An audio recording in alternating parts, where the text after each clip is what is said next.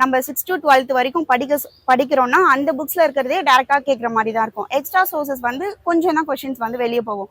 ஆனா இப்ப இருக்கிறது கொஸ்டின்ஸ் வந்து டைரக்ட் கொஸ்டின்ஸே வந்து ஒரு 10% வந்தாலே வந்து அது ரொம்ப பெரிய விஷயம். அந்த மாதிரி இருக்கு. அந்த மாதிரி வந்து ரொம்பவே டஃப் ஆக்கிட்டாங்க கொஸ்டின்ஸ்.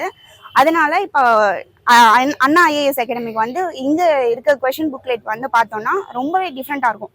மற்ற இன்ஸ்டியூட் மாதிரி இல்லாம எப்படி இருக்கும்னா ரியல் டிஎன்பிசியில் வந்து எப்படி வந்து கொஷின்ஸ் கேட்குறாங்களோ அதே மாதிரி இருக்கும். நம்ம வந்து ஒரு எக்ஸசைஸ் படிச்சுட்டு ஒரு 50 பேஜஸ் ஒரு டாபிக் போகுது அப்படின்னா அந்த 50 பேஜஸ் முடிச்ச உடனே அடுத்து வந்து அவங்க வந்து ஒரு கொஷின்ஸ் நம்ம ஒரு 50 கொஷின்ஸ் கேட்டிருப்பாங்க.